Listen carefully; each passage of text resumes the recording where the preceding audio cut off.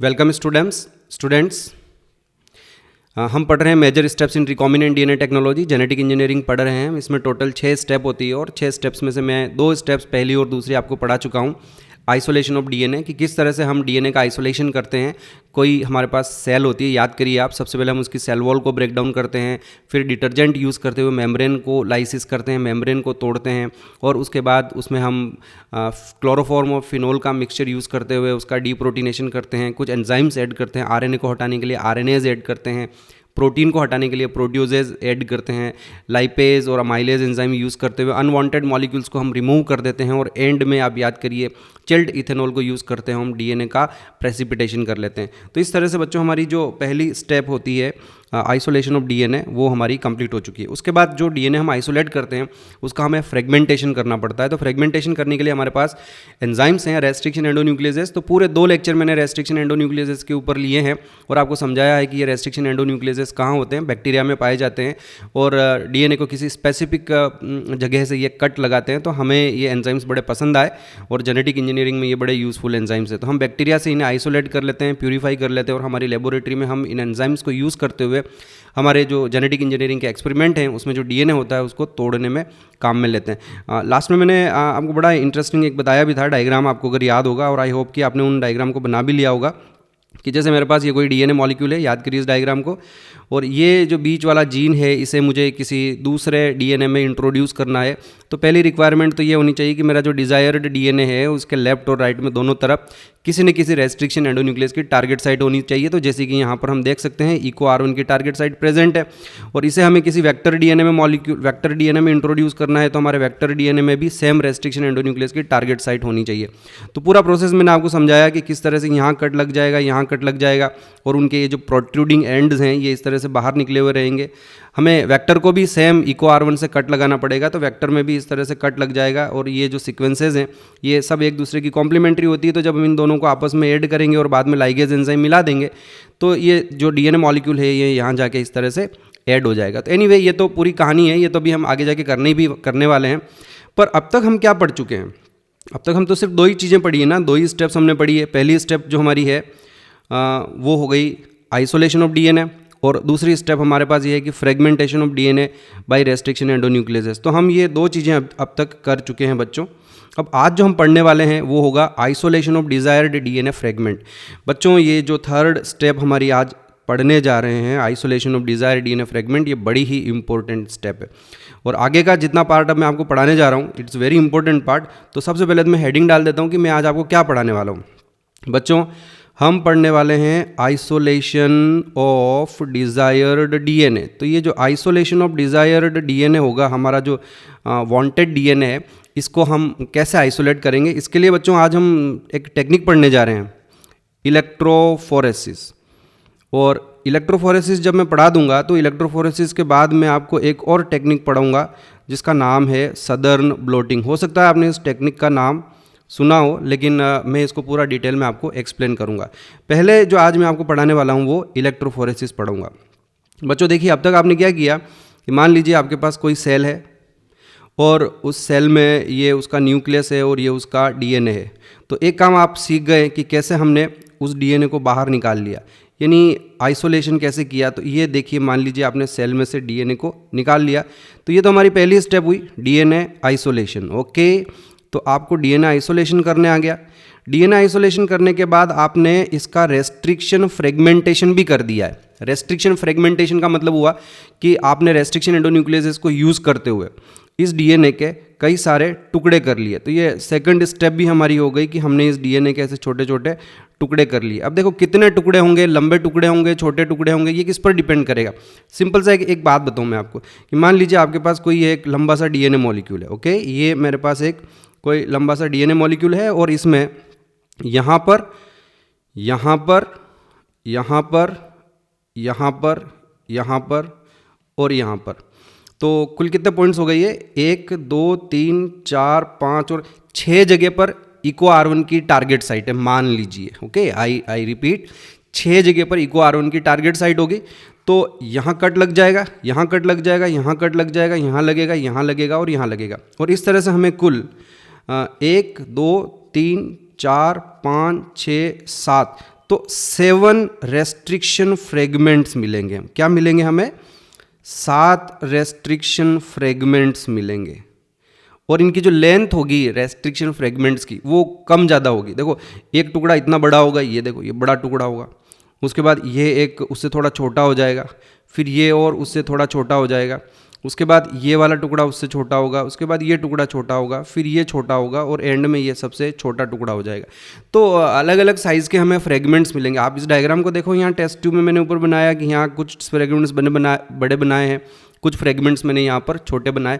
तो ये बच्चों रेस्ट्रिक्शन फ्रेगमेंट्स जो होंगे उनकी लेंथ अलग अलग होगी। ये डिपेंड करेगा कि जो डीएनए आपने आइसोलेट किया है ये वाला, इसमें कहाँ कहाँ पर रेस्ट्रिक्शन एंडोन्यूक्लियोसिस की टारगेट साइट है। ओके, तो एक पॉइंट ये मैंने आपको समझाया। लिखने के लिए आज कम चीज़ें होगी, समझने के लिए आज बहुत ज़्यादा चीज़ें होगी। कॉन्सेप्ट क्लियर करेंगे, फंडामेंटली हम इसको पढ़ेंगे, इस तरीके से पढ़ेंगे कि आपको समझ में आ जाए कि हम जेनेटिक इंजीनियरिंग का एक्सपेरिमेंट कैसे करने वाले हैं। ये सारा पढ़ाने के बाद अगर मैं आपको लेबोरेटरी में भेज दूँ तो आपको पता होना चाहिए कि मुझे एक के बाद एक अब क्या क्या करना पड़ेगा। Okay, coming back to the point, इसी चीज़ को मैं वापस रिपीट कर रहा हूँ, इन 2 स्टेप्स को वापस रिपीट कर रहा हूँ। मैं आपको ये समझाना चाहता हूँ बच्चों कि जब भी कभी आप डीएनए आइसोलेशन करोगे, किसी सेल में से डीएनए निकालोगे, तो इट इज़ वेरी ऑब्वियस कि आप एक सेल में से तो डीएनए नहीं निकालोगे ना, पॉसिबल भी नहीं है हमारे लिए। एक सेल में से डीएनए निकाल कर जेनेटिक इंजीनियरिंग का एक्सपेरिमेंट करना इज़ वेरी डिफिकल्ट। तो बेसिकली आप क्या करने वाले हो, मान लीजिए आपने क्या किया, ह्यूमन का सैंपल लिया है ना। तो आपके पास एक पेट्री प्लेट होगी, उस पेट्री प्लेट में आपके पास खूब सारी ह्यूमन सेल्स होगी। तो मैं डायग्राम ऐसे नहीं बनाता हूँ, तो आपके पास खूब सारी ह्यूमन सेल्स होगी। ये देखिए, ये 1 2 3 4 5, एक सेल के साथ एक्सपेरिमेंट नहीं किया जाता है। ह्यूमन की आपके पास खूब सारी सेल है। माउस, चलो माउस ले लेते, बोले माउस का किया होगा, किसी का भी कर ले, वटेवर, ह्यूमन ले माउस से कोई फर्क नहीं पड़ रहा है मेरे को। मैं ये कह रहा हूँ कि मान लीजिए मेरे पास यहाँ पर 1000 सेल्स है, ये भी कम बोल रहा हूँ मैं, सेल्स तो ज़्यादा होगी, 1000 सेल्स में से भी डीएनए निकालना, इतना कम क्वांटिटी में डीएनए मिलेगा कि हमको कुछ पता ही नहीं चलेगा, तो हमें और ज़्यादा लेनी पड़ेगी। पर फॉर एग्जाम्पल हमारे पास 1000 सेल्स हैं और 1000 सेल्स में न्यूक्लियस है और हर न्यूक्लियस में डीएनए है, हर न्यूक्लियस में क्रोमोसोम्स हैं, वही हमारे जो क्रोमोसोम्स होते हैं, पेयर्स, सारे के सारे क्रोमोसोम्स के अंदर प्रेजेंट है और वो डीएनए इसके अंदर प्रेजेंट है। हमने क्या करा कि इन सभी सेल में से डीएनए का आइसोलेशन किया, यही तो करते हैं, हमारी पहली स्टेप यही होने वाली है। तो हमने इनमें से डीएनए का आइसोलेशन कर लिया। ओके, तो ये देखिए हमारे पास एक टेस्ट ट्यूब है। मैं समझाना चाह रहा हूँ आपको कि जो 23 पेयर्स हमारे पास क्रोमोसोम्स होते हैं, पेयर्स 23 पेयर्स होते हैं, हर सेल में 23 पेयर्स हैं हमारे पास, और यहाँ पर हमारे पास 1000 सेल्स हैं, है ना। तो आप जरा मान के चलिए कि इन 1000 सेल्स में से आपके पास कितना सारा डीएनए बाहर आ जाएगा। तो मान लीजिए ये देखिए, ये सारा का सारा डीएनए हो गया। ओके, आपके पास जो 23 पेयर्स हैं, यानी आपके पास एक्चुअली 46 डीएनए मॉलिक्यूल हैं एक सेल में, 46 डीएनए मॉलिक्यूल्स हैं एक से एक। याद रखेंगे बच्चों आप, एक क्रोमोसोम में, एक क्रोमोसोम जो बड़ा सा हमारा क्रोमोसोम होता है जिस पे हजारों जीन्स होते हैं, एक क्रोमोसोम बेसिकली आपका एक सिंगल डीएनए मॉलिक्यूल होता है, linear DNA molecule, double stranded. Okay, तो आपके पास अभी कितने डीएनए मॉलिक्यूल है? आपके पास एक सेल में 46 डीएनए है, तो उसको मल्टीप्लाई कर लीजिए आप, आपके पास अभी 2000 इतने सारे डीएनए मॉलिक्यूल हैं। 46 मल्टीप्लाई बाई 2000 डीएनए मॉलिक्यूल्स हैं इस टेस्ट ट्यूब के अंदर। समझ रहे हो ना आप मेरी बात को? क्लियर हो गया ये? क्योंकि एक सेल में 46 क्रोमोसोम्स हैं, हर क्रोमोसोम में एक लंबा सा लीनियर डीएनए मॉलिक्यूल होता है। And then since you have taken 1000 cells, okay, यहाँ मैंने ये 2000 लिख दिया, गलत कर दिया ना, 2000 नहीं करूँगा मैं, इसको 1000 करने वाला हूँ, क्योंकि हमने 1000 सेल्स लिए और हर सेल के पास 46 डीएनए मॉलिक्यूल है। तो आपके पास 46 DNA multiply by 1000 DNA molecule present है इस टेस्ट ट्यूब में। Do you agree? बिल्कुल सही, ये बिल्कुल सही बात है। और हमारे पास ये जो 46 डीएनए मॉलिक्यूल है, हर एक की 1000 कॉपीज़ है, हर एक की इस तरह की 1000 कॉपी, क्योंकि आपने 1000 सेल्स लिया। अब आप क्या करने वाले हो, सीखेंगे आप कि जब आप इसका रेस्ट्रिक्शन फ्रेगमेंटेशन करोगे, क्या किया आपने? Restriction fragmentation. ये डायग्राम आप चाहें तो बाद में बना सकते हैं, बना भी लेंगे आप, आपको बनाना भी पड़ेगा, अभी मत बनाएं, एक बार आप समझ लीजिए। तो आपने क्या किया? रेस्ट्रिक्शन फ्रेगमेंटेशन किया है। रेस्ट्रिक्शन फ्रेगमेंटेशन करने से क्या होगा, मतलब आपने उसके अंदर जो डीएनए है उनके टुकड़े कर लिए। तो ये अब जो आपके पास लंबे लंबे डीएनए मॉलिक्यूल थे, एक काम करते हैं, ऊपर वाले डायग्राम में वापस जाते हैं और इस हर डीएनए मॉलिक्यूल को थोड़ा मैं इस तरह से बड़ा बना देता हूँ, क्योंकि ये टुकड़े टुकड़े लग रहे हैं, तो ये टुकड़े टुकड़े तो हैं नहीं, है ना। तो ये लंबे लंबे क्रोमोसोम्स का डीएनए है। जब आपने इनके टुकड़े किए तो आपको ये इस तरह से इनके छोटे और बड़े डबल स्ट्रैंडेड टुकड़े होंगे, है ना, सिंगल स्ट्रैंडेड नहीं है। तो ये देखो इस तरह से आपको फ्रेगमेंट्स मिलेंगे। रेस्ट्रिक्शन एंडोन्यूक्लियस से फ्रेगमेंटेशन कर लिया आपने, कुछ छोटे मिलेंगे, कुछ छोटे भी बना देता हूँ बिल्कुल छोटे, कुछ लंबे लंबे भी बना देता हूँ मैं। तो इस तरह से ये हमारे पास कई सारे डीएनए के फ्रेगमेंट्स हैं, इनको हम कहते हैं रेस्ट्रिक्शन फ्रेगमेंट्स। अब मेरा आपसे एक क्वेश्चन है कि हमारे पास मान लीजिए ये कोई एक फ्रेगमेंट है, ये एक फ्रेगमेंट ले लेता हूँ मैं, तो मेरे पास इस फ्रेगमेंट की कितनी कॉपीज़ होगी। तो बच्चों मेरे पास इस फ्रेगमेंट की पहले तो मैं ले लेता हूँ, मेरे पास 1000 सेल है ना, और हर सेल के अंदर ये इस तरह के हमारे पास हर सेल के अंदर इस तरह के 2 फ्रेगमेंट होंगे, समझेंगे आप। ये जो फ्रेगमेंट है हर सेल में ऐसे 2 फ्रेगमेंट होंगे। क्यों 2 फ्रेगमेंट क्यों होंगे? क्योंकि हर सेल में पेयर होते हैं, 23 पेयर है, और पेयर के दोनों क्रोमोसोम तो सेम है। तो हमारे पास किसी भी एक सेल के अंदर इस तरह के 2 फ्रेगमेंट्स होंगे। और फिर क्योंकि हमारे पास 1000 सेल्स हैं, तो ये जो रेस्ट्रिक्शन फ्रेगमेंट कोई सा भी एक मैं पर्टिकुलर उठाता हूँ तो इसको मैं 2 × 1000 कर दूंगा, यानी मेरे पास इसकी 2000 कॉपीज़ होगी इस फ्रेगमेंट की। आया समझ में आया आपको 2000 कॉपीज़ कहाँ से? कि कोई पर्टिकुलर फ्रेगमेंट जो होगा वो किसी एक सेल में उस फ्रेगमेंट की 2 कॉपीज़ होगी। होमोलोगस क्रोमोसोम होते हैं ना, पेयर्ड क्रोमोसोम होते हैं इन दैट सेंस। अब मान लीजिए हमारे पास इस सेल के अंदर हमारा डिज़ायर्ड डीएनए मॉलिक्यूल भी है, मान लीजिए इंसुलिन का जीन है, तो मैं ये रेड कलर वाला जो बना रहा हूँ ये मेरा इंसुलिन का जीन है, इसे ही मुझे ट्रांसफ़र करना है। बताओ मेरे पास इस टेस्ट ट्यूब में इस इंसुलिन के जीन की कितनी कॉपीज़ होगी? बच्चों एक सेल में इंसुलिन के जीन की 2 कॉपी होगी, और आपने 1000 सेल लिए तो आपके पास इस ये जो हमारा डिज़ायर्ड डीएनए है, डीडी, डिमांड ड्राफ्ट नहीं है, ये डिज़ायर्ड डीएनए है। तो इस डिज़ायर्ड डीएनए की भी ऑब्वियसली आपके पास 2 × 1000 मतलब आपके पास 2000 कॉपीज़ होगी। तो ये कुछ बेसिक्स मैं आपको समझाने की कोशिश कर रहा हूँ। ओके, अब आपको क्या करना है, याद रखें हमारे पास 2000 कॉपीज़ है, और आपने ये जो फ्रेगमेंटेशन कर लिया है, रेस्ट्रिक्शन एंडोन्यूक्लियस से तोड़ दिए हैं, तो अब आप क्या करो कि ये जो आपका सैंपल है, ये जो आपके टुकड़े हैं, इन टुकड़ों को आप 3 पार्ट में डिवाइड कर दो। तो डिवाइड इनटू 3 पार्ट्स। तो आपने इनको 3 पार्ट में डिवाइड कर लिया। जो भी समझा रहा हूँ बहुत ध्यान से समझना, बड़ा इंपॉर्टेंट है और बड़ा मज़ा भी आने वाला है। ईजी है, कोई ज़्यादा मुश्किल बात नहीं है, बस थोड़ा सा आपको अपना दिमाग लगाना पड़ेगा, है ना, रटना कुछ भी नहीं है। आपने 3 पार्ट में डिवाइड कर दिया, तो आपके पास जो एक टेस्ट ट्यूब में टुकड़े पड़े हुए थे ना, उन टुकड़ों को आपने 3 पार्ट में डिवाइड कर दिया। तो क्या होगा 3 पार्ट में डिवाइड करने से क्या होगा, वो जो टुकड़े हैं डीएनए के वो सब इसमें ये देखो इधर आ गए। एक सिंगल टेस्ट ट्यूब से आपने उनको इक्वल 3 पार्ट में डिवाइड किया। अब ज़रा सोचिए कि इंसुलिन का जो डीएनए है आपका, इंसुलिन का जो जीन है, ये रेड वाला, ये जो इंसुलिन का जीन है आपका, इसकी आपके पास 2000 कॉपीज़ है। तो लगभग क्योंकि आपने अब इसको 3 पार्ट में डिवाइड कर दिया है ना बच्चों, तो इसमें आपके पास 2000 कॉपीज़ है ना, 2000 कॉपीज़ है तो 660, ये देखिए 660 मॉलिक्यूल इसमें जाएंगे, 660 मॉलिक्यूल इसमें जाएंगे, और 660 मॉलिक्यूल इसमें चले जाएंगे।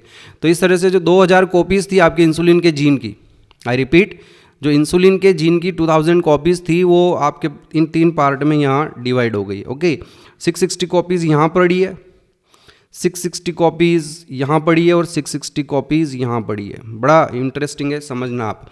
तो इसमें मैं ये रेड कलर बना रहा हूँ, ये रेड कलर वाला जीन जो है वो इंसुलिन का जीन है। तो ये बाकी के टुकड़े कौन से हैं? तो भाई हमारे पास एक खाली इंसुलिन का जीन ही तो नहीं है, हमारे पास उसमें खूब सारा डीएनए था, तो सबके टुकड़े हैं, तो अलग अलग रेस्ट्रिक्शन फ्रेगमेंट्स हैं। हमारे काम का कौन सा फ्रेगमेंट है? हमारे काम का इनमें से ये वाला फ्रेगमेंट है, ये बाकी के फ्रेगमेंट हमारे काम के नहीं, और हमको करना यही तो है, हमारी अगली स्टेप ही तो यही है, आइसोलेशन ऑफ डिज़ायर्ड डीएनए, है ना। हमारा जो डिज़ायर्ड डीएनए इसको बाकी के टुकड़ों से मैं सेपरेट कैसे करने वाला हूँ। तो सेपरेट करने से बड़ा लंबा चौड़ा प्रोसेस होगा, 3 स्टेप्स में हम इसको करना पड़ेगा। इसलिए मैंने जो मेरे पास डीएनए सैंपल था इनिशियली, उस सैंपल को मैंने 3 पार्ट में ये आपके सामने डिवाइड कर दिया। अब बच्चों हम आगे बढ़ने वाले हैं। आप याद रखो कि आपके पास यहाँ से चल रहे हैं वापस। आप याद रखो आपके पास जो सेल्स थी, आपने उन सेल्स में से डीएनए निकाल लिया खूब सारा, आपके पास उस डीएनए की 1000 कॉपीज़ हैं, और उसके बाद आपने उसके टुकड़े कर लिए हैं, और उन टुकड़ों को आपने 3 पार्ट में डिवाइड करके रखा हुआ है आपकी लेबोरेटरी में एक कोने में। अब मैं आपको समझाने जा रहा हूँ इलेक्ट्रोफोरेसिस क्या होता है। तो लेट्स टॉक अबाउट इलेक्ट्रोफोरेसिस।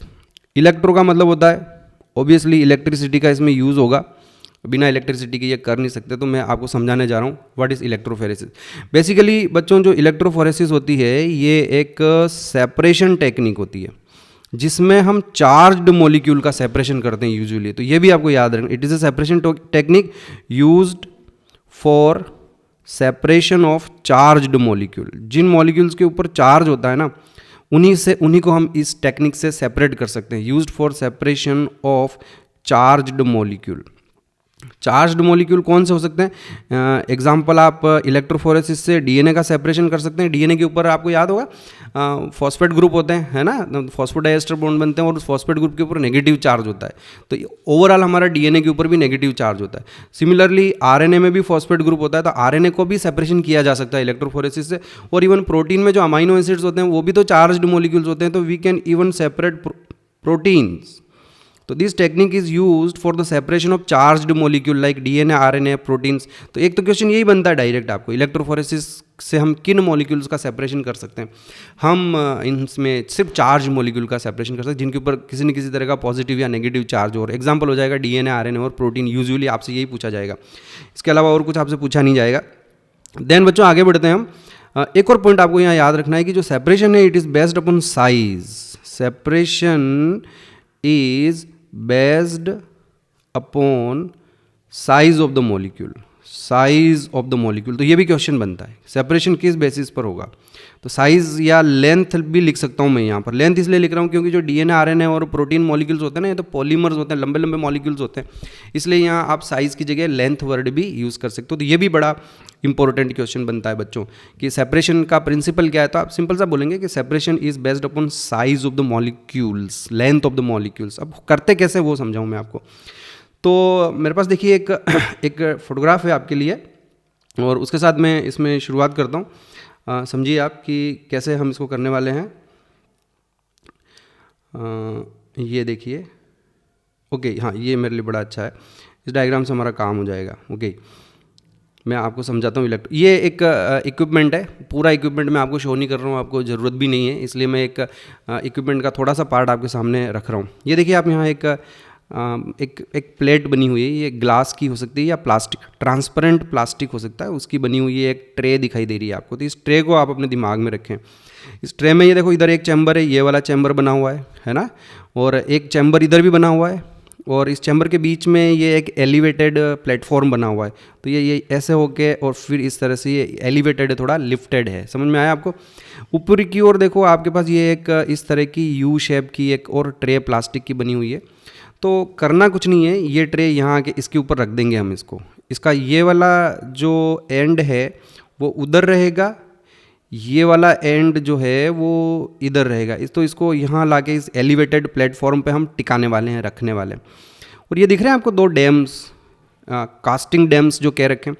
तो उस कास्टिंग डैम को एक इधर लगा देंगे और एक इधर लगा देंगे। तो ओवरऑल सिनेरियो कैसे हो जाएगा मैं समझाता हूँ आपको। देखो, अब मैं तो 3D डायग्राम तो नहीं बना सकता, लेकिन मैं आपको 2D डायग्राम बना के बताने वाला हूँ कि देखिए ये हमारे पास एलिवेटेड बीच में प्लेटफॉर्म हो जाएगा, और ये हमारे पास इस तरह की यही स्ट्रक्चर है। समझ में आया आपको? तो इसको मैं इस तरह से शो करने वाला हूँ। यहाँ देखिए आप, मैंने इसको अब 2D में बनाया, 3D में नहीं बनाया मैंने, ठीक है।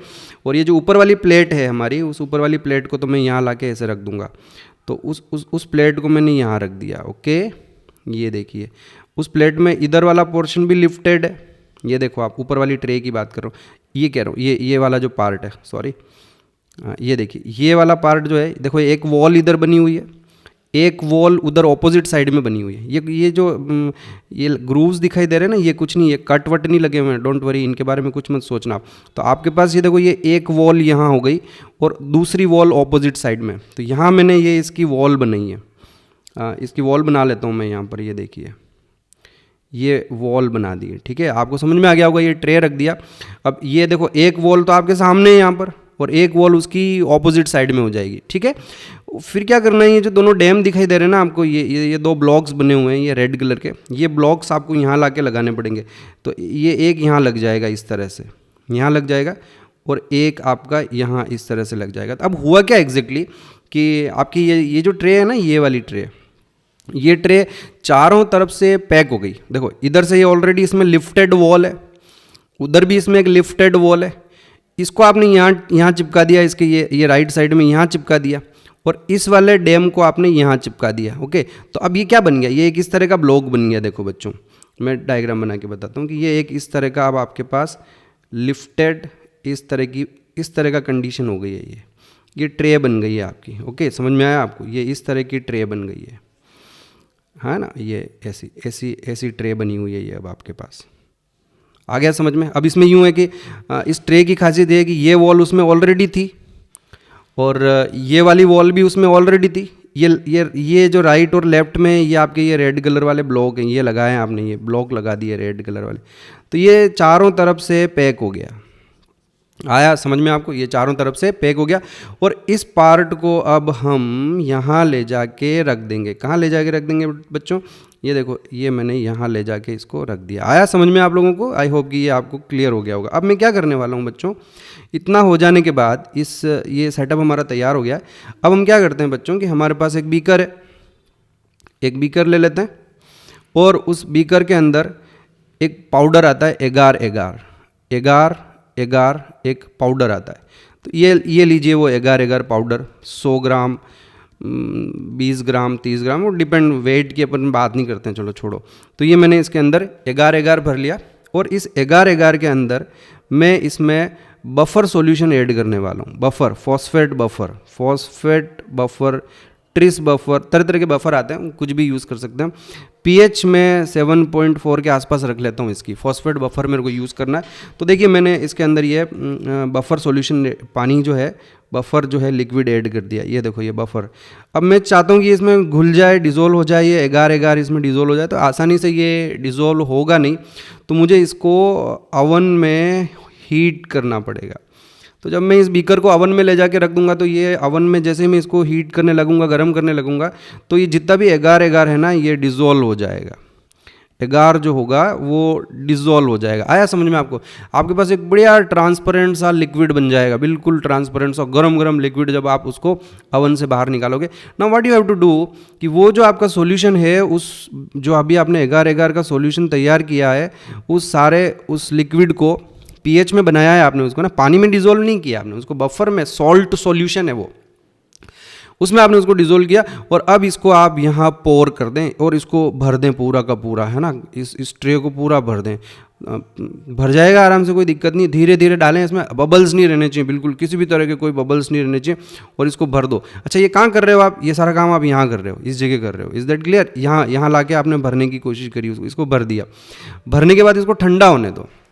जब ठंडा हो जाएगा, तो ठंडा होने के बाद वो जो आपका एगार का सॉल्यूशन है ना बच्चों, वो जेल जैसा हो जाएगा, जेली जैसा गाढ़ा हो जाएगा बिल्कुल। अपने बाज़ार में जो टॉफ़ी आती है ना, जेली वाली टॉफ़ीज़ जो आती है, वो कैसी जेली होती है, थोड़ी समवॉट सॉलिड होती है, तो वो उस तरह की हो जाएगी। और जब वो इस तरह की हो जाए, जम जाए अच्छे से, उस समय आपको क्या करना है बच्चों, जमने के बाद आपको ये जो इधर वाला, ये जो आपने डैम बनाया था ना, इन दोनों डैम को हटा दो आप, लेफ्ट और राइट वाले हटा दो। आया समझ में आपको, क्लियर।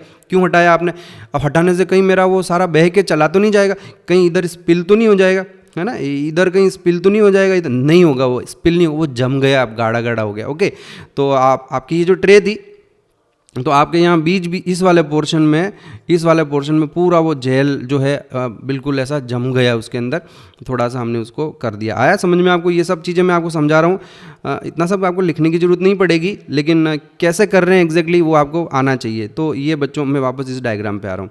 ओके, ये हम यहाँ तक पहुँच चुके हैं और हमने जो दोनों डैम थे वो हटा दिए। चलो मैं ये रेड निशान भी हटा देता हूँ यहाँ से, और ये सब मैं हटा रहा हूँ यहाँ से। ओके, यहाँ पर अब आपके पास क्या प्रेजेंट है, इस जगह पर आपकी जेल प्रेजेंट है। ओके, तो मैं यहाँ जेल बना देता हूँ। आपने गाढ़ी सी जेल बना दी है, तो वो जेल यहाँ भर देता हूँ मैं। ये देखिए, ये वो जेल है। ओके,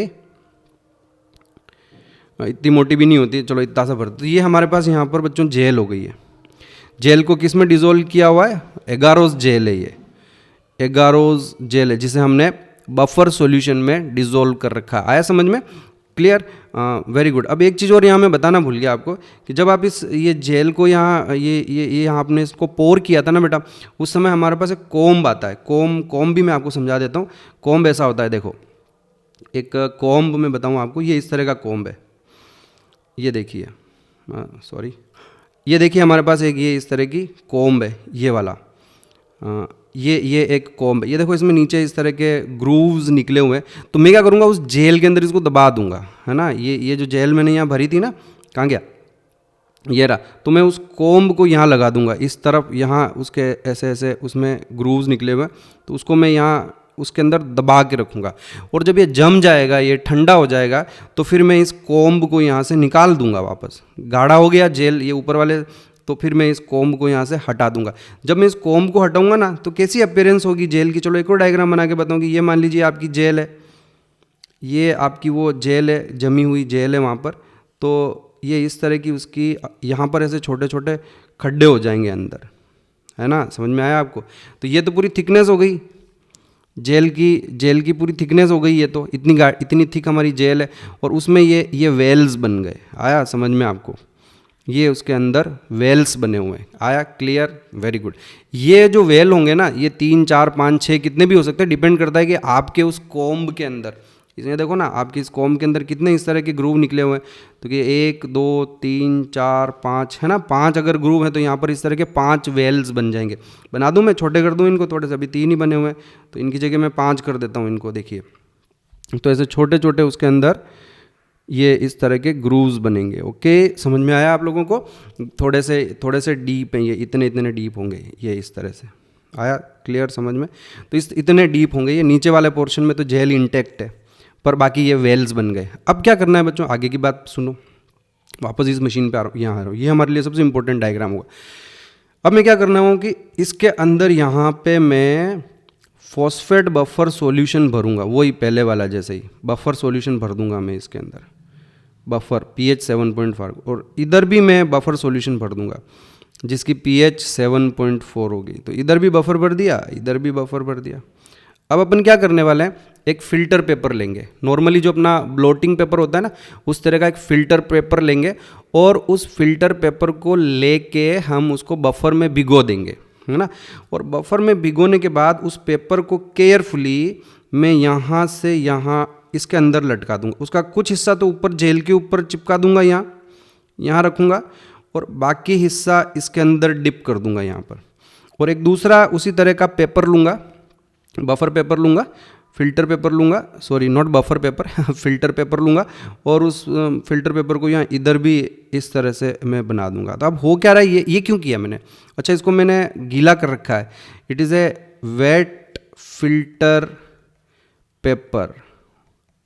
वेट गीला किससे किया है, विद बफर, उसी तरह से बफर। अब हुआ क्यों है बेटा कि आपके पास एक कंटिन्यूस सर्किट बन रहा है बफर सॉल्यूशन का। देखो कैसे कंटिन्यूस, इसमें बफर, इसमें भी बफर, ये भी गीला है, और अभी गीला ही रहेगा, सूखेगा नहीं। कैपिलरी एक्शन से बफर चढ़ता ही रहेगा इसमें, तो ये कभी भी गीला नहीं होगा, सॉरी सूखा नहीं होगा। ओके, अच्छा ये जेल पूरी किस में बनाई है आपने, जेल को आपने ऑलरेडी बफर में ही तो डिसोल्व किया, वापस ये बफर हो गया, और यहाँ पर भी बफर हो गया। समझ में आया आपको। अच्छा यहाँ क्या बने हुए हैं, यहाँ हमारे पास छोटे छोटे वेल बने हुए हैं। आप साइड से देख रहे हो ना, तो मैं आपको बना के बताता हूँ कि ये कैसा दिख रहा है। ये देखो यहाँ आपके ऐसे वेल्स बने हुए हैं। ओके, ये देखो एक वेल बना हुआ, एक ही दिखेगा साइड से, तो आपको ज़्यादा तो दिखेंगे नहीं।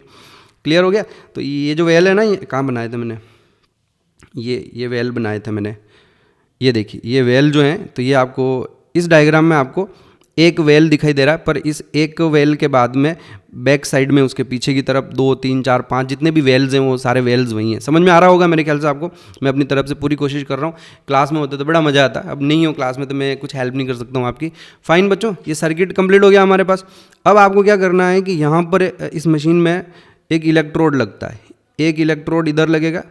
ओके, तो ये वाला जो इलेक्ट्रोड होगा ये नेगेटिव ले लेता हूँ मैं इसको। नेगेटिव मतलब ये हो गया, ये कैथोड हो गया आपका। ओके, तो ये तो हो गया कैथोड, और इधर भी आपको एक इलेक्ट्रोड लगाना पड़ेगा। तो इधर लगा रहा हूँ मैं एक दूसरा इलेक्ट्रोड, और ये जो इलेक्ट्रोड होगा ये पॉजिटिव हो जाएगा, यानी ये आपका एनोड हो जाएगा। Fine, okay. तो बच्चों ये इस तरह से ये यहाँ पर आपको एनोड हो जाएगा और कैथोड हो जाएगा। यहाँ लिख लेते हैं हम, बहुत टाइम हो गया एनोड और कैथोड लिखे, मुझे तो याद ही नहीं एनोड की स्पेलिंग क्या है, पता नहीं DE आएगा कि नहीं आएगा, आई डोंट नो। आप करेक्ट कर लेंगे, कोई बात नहीं। हाँ, बस मुझे ये पता है कि जो नेगेटिवली चार्ज आयन्स है वो एनोड की तरफ मूव करेंगे। हाँ, तो इन दोनों को आपस में जोड़ दो बैटरी से। तो इसको मैं देखो जोड़ रहा हूँ, अब मेरे पास ज़्यादा जगह नहीं है, तो यहाँ मैं ये बैटरी से इसको जोड़ रहा हूँ। ओके, आपको अच्छे से सब चीज़ें समझ में आनी चाहिए। ओके, तो इसको मैं यहाँ से लेके यहाँ इसके साथ जोड़ दिया। सर्किट कंप्लीट, बीच में की लगा देंगे। ये अभी अभी लगा देता हूँ, ये की हो गई हमारी, है ना। ये डायग्राम आप फेयर डायग्राम अच्छे से बना लेना अपने पास। और बाकी अंडरस्टैंडिंग के लिए ये जो मैंने सर्किट बनाया ये बहुत अच्छा कंप्लीट हो जाएगा, इससे हमें कोई प्रॉब्लम नहीं आएगी। अब हमें क्या करना है बच्चों, वो जो हमारा डीएनए के सैंपल्स हैं, हमारे पास 3 सैंपल है यहाँ पर हमारे पास, है ना। पहला सैंपल, दूसरा सैंपल, तीसरा सैंपल। इन दोनों सैंपल को भी आप टच नहीं करोगे, इनको छेड़ोगे ही नहीं आप। ये वाला सैंपल ले लो, और काफ़ी सारा पड़ा है आपके पास, 660 कॉपीज़ है। तो जो डीएनए है ये आप इनमें इन वेल्स के अंदर लोड करेंगे। तो यहाँ आप उसको लोड कर देंगे। आया समझ में आपको? ध्यान से समझना। तो ये एक्चुअली लोडिंग वेल कहते हैं इसको, लोडिंग वेल। इसमें आपने आपका जो डीएनए सैंपल था उसको लोड कर दिया, मतलब आपने यहाँ भर देंगे इसको, एक वेल को भर देंगे। और अगर बच रहा है, अगर बच गया तो आपके पास तो 5 वेल है ना वहाँ, तो दूसरा तीसरा 7 वाले जो वेल्स हैं उनके अंदर भी भर दें आप उसको, कोई दिक्कत नहीं, उसमें भी उसको आप भर सकते हैं बड़ी आसानी से। Is that clear? समझ में आया आप लोगों को?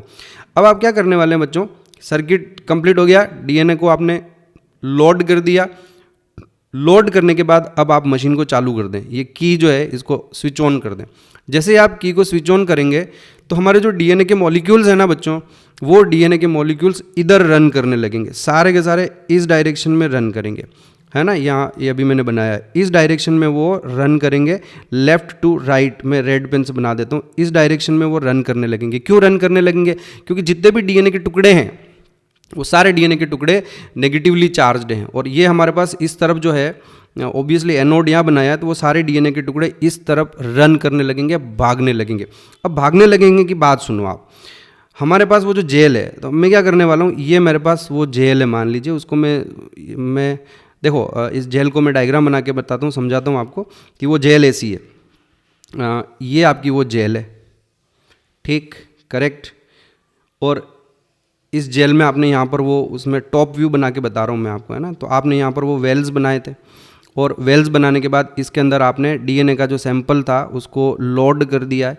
डीएनए का सैंपल लोड करने के बाद इस तरफ आपने उसको नेगेटिव जो हमारे पास इलेक्ट्रोड था उसके साथ जोड़ा है, और इस तरफ हमारे पास वो पॉजिटिव के साथ जोड़ रखा है ना।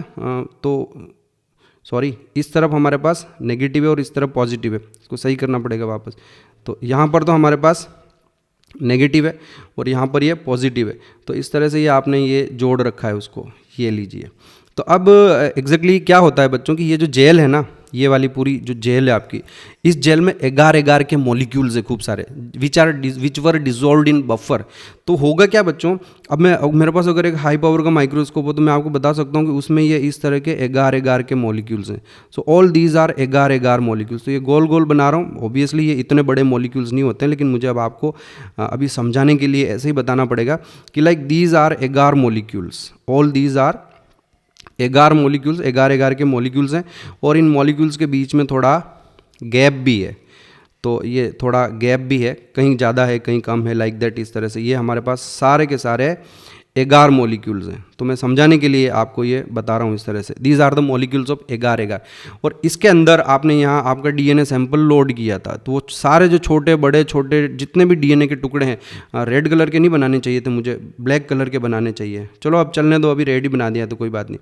तो ये हमारे पास वो डीएनए के सारे छोटे बड़े टुकड़े, सारे टुकड़े अब इस तरफ भागने लगेंगे। अब यहाँ क्या होगा बच्चों कि कोई बड़ा टुकड़ा होगा, कि जैसे कोई डीएनए का ये कोई बड़ा सा टुकड़ा है, तो उस बड़े से टुकड़े को, है ना, अलग अलग रेस्ट्रिक्शन फ्रेगमेंट्स है, इस बड़े से टुकड़े को अगर भागना होगा नीचे की ओर, तो ये इतनी तेज़ी से नहीं भाग पाएगा, क्योंकि रेजिस्टेंस होगा, है ना, इसके लिए मुश्किल होगा थोड़ा आगे की ओर बढ़ना। लेकिन जो छोटे छोटे टुकड़े होंगे, कि मान लीजिए कोई मेरे पास एक छोटा सा डीएनए का टुकड़ा है, ये इसमें भी लोड कर देता हूँ मैं, मान लो। तो मान लीजिए मेरे पास एक कोई छोटा सा डीएनए टुकड़ा, तो वो छोटा डीएनए का टुकड़ा तो जल्दी से ऐसे होते हुए यूँ फटाफट आगे की ओर भागेगा, और जो बड़े टुकड़े होंगे ना वो धीरे धीरे भागेंगे। तो बस this is the sieving effect, ये है ना सीविंग इफेक्ट, छलनी की तरह काम कर रही है ये हमारी जो एगारोस की जो जेल है, ये एक सीविंग इफेक्ट डेवलप कर रही है, एक छलनी की तरह काम कर रही है। ये इसकी पोर्स हैं, ये सारे इसके पोर्स हैं। ये जो गैप दिखाई दे रहा है ना मॉलिक्यूल्स के बीच का, एगार के जो मॉलिक्यूल्स हैं उनके बीच का जो गैप आपको दिखाई दे रहा है, ये गैप बेसिकली हमारा यही हमारे वो पोर्स हो जाएंगे और ये आपकी पूरी की पूरी छलनी हो जाएगी, सीव हो जाएगी, और इसमें से डीएनए के मॉलिक्यूल्स भाग रहे हैं आगे की ओर। तो जो छोटे मॉलिक्यूल्स होंगे वो तेज़ी से भागेंगे, और उससे थोड़ा बड़ा होगा तो वो थोड़ा धीरे भागेगा, और बड़ा होगा तो और धीरे भागेगा, और बड़ा होगा तो और धीरे भागेगा। जो सबसे बड़ा होगा तो आपको क्या करना है, 2-3 मिनट तक इसको, घंटे भर तक डिपेंड करता है ये तो, आपको इसको मशीन को चला के रखना पड़ेगा। और जब आप मशीन को चलाएंगे तो एंड में क्या होने वाला है बच्चों कि एग्जैक्टली एंड में ये होगा कि जो हमारे बड़े डीएनए के मॉलिक्यूल्स हैं वो तो मिलेंगे आपको यहाँ, उनसे छोटे समवेयर यहाँ, उनसे छोटे समवेयर यहाँ, उनसे छोटे समवेयर यहाँ, ये, और जो सबसे छोटे होंगे वो आपको सबसे नीचे मिलेंगे। तो इस तरह से ये जो डीएनए के रेस्ट्रिक्शन फ्रेगमेंट्स हमने बनाए थे, उन रेस्ट्रिक्शन फ्रेगमेंट्स का सेपरेशन हो गया, and this separation is done by electrophoresis. आपको समझ में आ गया, इलेक्ट्रोफोरेसिस हमने इनका सेपरेशन कर दिया, and separation is based on size of the molecule. जो सबसे बड़ा होगा वो सबसे ऊपर की ओर होगा। तो ये हमारे पास यहाँ पर लॉन्गेस्ट जो होगा वो डीएनए होगा, लॉन्गेस्ट, और यहाँ पर जो हमारा स्मॉलेस्ट डीएनए मॉलिक्यूल होता है। आया समझ में आप लोगों को? क्लियर? तो इस तरह से ये हमारा हमने इलेक्ट्रोफोरेसिस से सेपरेशन कर दिया। अब ये कई सारे जो मॉलिक्यूल्स हैं ना बच्चों, इनमें से हो सकता है ये वाला मॉलिक्यूल, यहाँ पे मैंने पर्पल कलर यूज़ किया, ये आपका पर्पल कलर वाला जो फ्रेगमेंट है ना, ये आपका इंसुलिन वाला जीन है, इंसुलिन वाला है, ठीक है। अब ये यहीं पड़ा हुआ इस जेल के अंदर फंसा हुआ है। इसी टुकड़े को तो आपको किसी दूसरे ऑर्गेनिज्म में, लाइक ई कोलाई में आपको इंट्रोड्यूस करना है। अब कैसे करेंगे वो सब बात की बात है। एक बार आप इलेक्ट्रोफोरेसिस का प्रिंसिपल समझ लो कि हमने इनको सेपरेट कैसे किया। अब क्या होता है बच्चों, एक और पॉइंट बता रहा हूँ मैं आपको आगे, कि जो हमारा डीएनए होता है वो जो है 260 नैनोमीटर की जो लाइट होती है ना, उसको एब्जॉर्ब करता है। 260 नैनोमीटर की लाइट को एब्जॉर्ब करता है, यानी कि वो यूवी लाइट को एब्जॉर्ब करता है। आपकी जो विजिबल इन स्पेक्ट्रम होता है 300 400 से आपका जो 700 तक का जो स्पेक्ट्रम होता है उसको नहीं करता है। तो इनकेस इन समरी में आपको ये बताना चाहता हूँ कि क्योंकि वो यूवी लाइट को, ये 260 नैनोमीटर तो यूवी लाइट है, तो ऐसे में क्या होता है बेटा कि आप डीएनए को देख नहीं सकते, वो ट्रांसपेरेंट होता है। हमारे लिए, हमारी आँखों के लिए डीएनए जो है वो ट्रांसपेरेंट है। समझ में आया? Why? Because it absorb light of 260 nanometer. ये हमारे विजिबल स्पेक्ट्रम की लाइट को एब्जॉर्ब नहीं करता। ये भी क्वेश्चन आता है, डीएनए कौन सी वेवलेंथ की लाइट को एब्जॉर्ब करता है, मैक्सिमम एब्जॉर्ब करता है, तो 260 नैनोमीटर की लाइट को वो एब्जॉर्ब करता है। आता है क्वेश्चन बच्चों। आज जो पढ़ा रहा हूँ एक एक पॉइंट याद रखना है, कुछ भूलना नहीं है। वैसे बायोटेक्नोलॉजी के 2 ही छोटे छोटे चैप्टर हैं हमारे पास। Is that clear? समझ में आया आप लोगों को? तो अब प्रॉब्लम कहाँ आ रही है यहाँ कि ये टुकड़े, ये जो आपके सेपरेट हो गए ना, ये सेपरेट जो हो गए यहाँ पर, ये आपको पता ही नहीं है कि सेपरेट हुए भी कि नहीं हुए। ये जो जेल थी हमारी, ये मान लीजिए जेल है, आपने 1 घंटे से मशीन चला रखी, इसमें सारे जो बैंड्स हैं वो सेपरेट हो गए होंगे, लेकिन आपको क्या पता सेपरेट हुए कि नहीं हुए, हमें तो दिखेंगे ही नहीं वहाँ पर। नहीं दिखेंगे तो अब हम क्या करेंगे, मशीन को बंद करेंगे। कहाँ गई? ये रही, ये मशीन है हमारी। मशीन को बंद करो, सब इलेक्ट्रोड हटाओ, इन दोनों पेपर्स को यहाँ से हटाओ केयरफुली।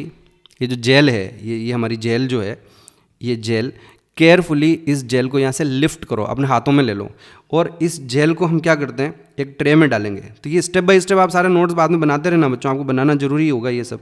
ये आप करते रहेंगे कि कैसे क्या कर रहे हैं हम, वो सब आप करते रहें बाद में।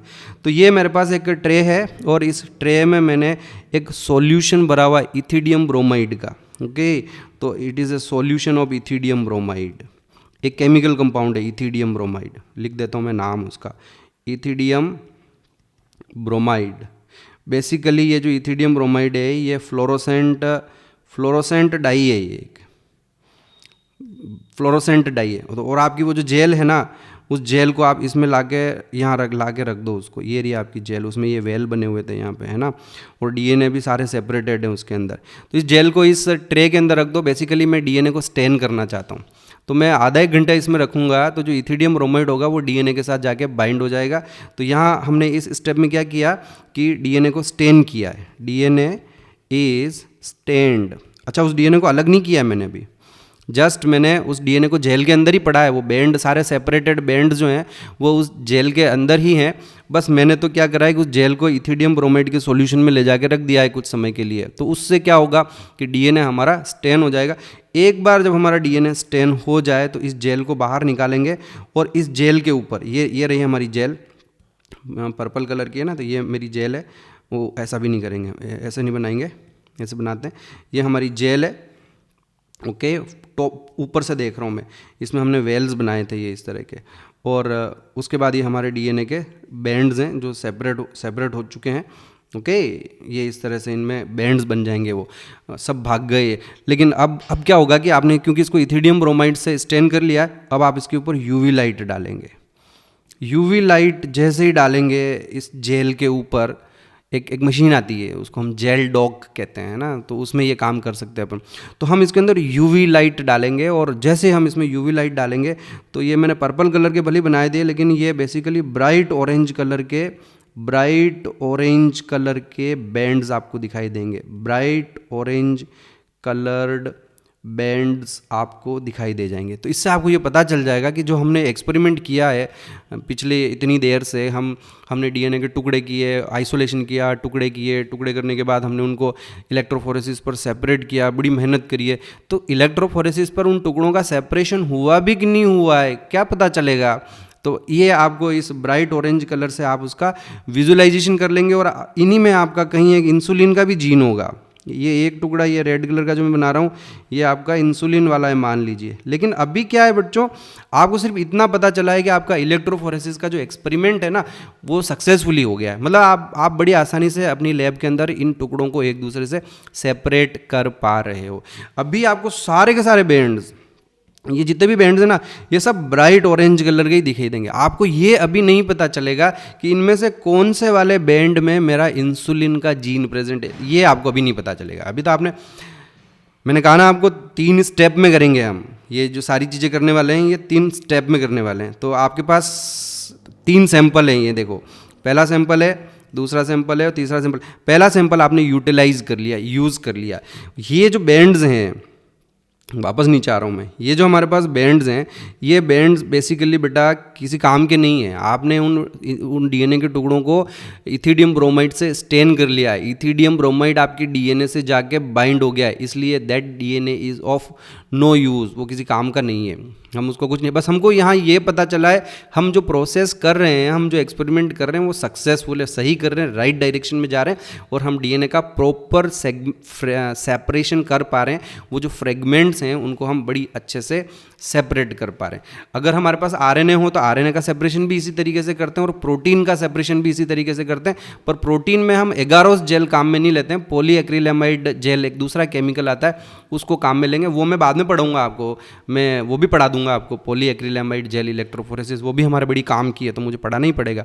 तो अभी तो मैंने आपको सिर्फ और सिर्फ इतना बताया है कि हम इलेक्ट्रोफोरेसिस कैसे करते हैं। तो आज का जो मेरा लेक्चर होगा उसमें ये इतना ही है बच्चों। सेपरेशन हो गया, क्या चीज़ें हमारे पास याद रखने की है, 2 जो इम्पोर्टेंट पॉइंट, कुछ एक पॉइंट्स मैंने बता दिए हैं आपको, शुरुआत में बता दिया था मैंने कि बेसिकली इलेक्ट्रोफोरेसिस क्या है। तो रिपीट कर लेते हैं थोड़ा सा हम पोर्शन। इलेक्ट्रोफोरेसिस जो है, ये इलेक्ट्रोफोरेसिस एक सेपरेशन टेक्निक है। आई होप कि मैंने कहीं लिखा था, मुझे याद नहीं आ रहा कहाँ लिखा है। It is a separation technique. देखो ये तो पहला पॉइंट हमारा बनता है, it is a separation technique. दूसरा, it is used for separation of charged molecules like DNA, RNA और प्रोटीन के सेपरेशन अगर हमको कभी करना है तो हम इस टेक्निक को यूज़ कर सकते हैं। And separation is based upon size of the molecule, length of the molecule. तो ये आपको समझ में आ गया होगा, ठीक है। पूरा प्रोसीजर करते कैसे, तो वो ये मैंने आपको यहाँ समझा दिया। ये सारी चीज़ आपकी किताब के अंदर लिखी हुई नहीं है, लेकिन समझाना तो मुझे पड़ेगा, तो मैंने आपको इसको समझा दिया है। दूसरा है कि ये वर्ड याद रखना है, सीविंग इफेक्ट वाला। कौन सीव, क्या सीव का मतलब छलनी होता है बच्चों। यहाँ छलनी क्या है, किसकी बनी हुई है छलनी? हमारी इस एगारोस जेल से बनी हुई है। ये जो जेल के जो एगार के जो मॉलिक्यूल हैं, इनके बीच का ये जो गैप है, यही पोर है, और इसी में से हमारे डीएनए के मॉलिक्यूल से सेपरेट होने वाले हैं। सबके ऊपर नेगेटिव चार्ज, सब भागेंगे, लेकिन जो छोटे होंगे वो बड़ी आसानी से अपना रास्ता बनाते हुए नीचे की ओर चले जाएंगे। जो बड़े मॉलिक्यूल्स होंगे वो बड़ी आसानी से नहीं जा पाएंगे। तो कुछ धीरे चल रहे हैं, जो छोटे हैं थोड़े आगे चल रहे हैं, और छोटे हैं तो और आगे चल रहे हैं। तो ये जितना भी सेपरेशन यहाँ पर हुआ है, ये सारा का सारा सेपरेशन बेसिकली उनकी लेंथ के बेसिस पर है। और अभी हमें ये पता नहीं चला कि इनमें से इंसुलिन का जीन कौन सा है। अभी तो हमने सिर्फ इन टुकड़ों को एक दूसरे से सेपरेट किया है। बाकी का जो पार्ट है अब मुझे आपको पढ़ाना पड़ेगा, सदन ब्लोटिंग। तो that I will explain you in the next lecture. Okay, आज के लिए इतना ही। थैंक यू वेरी मच बच्चों।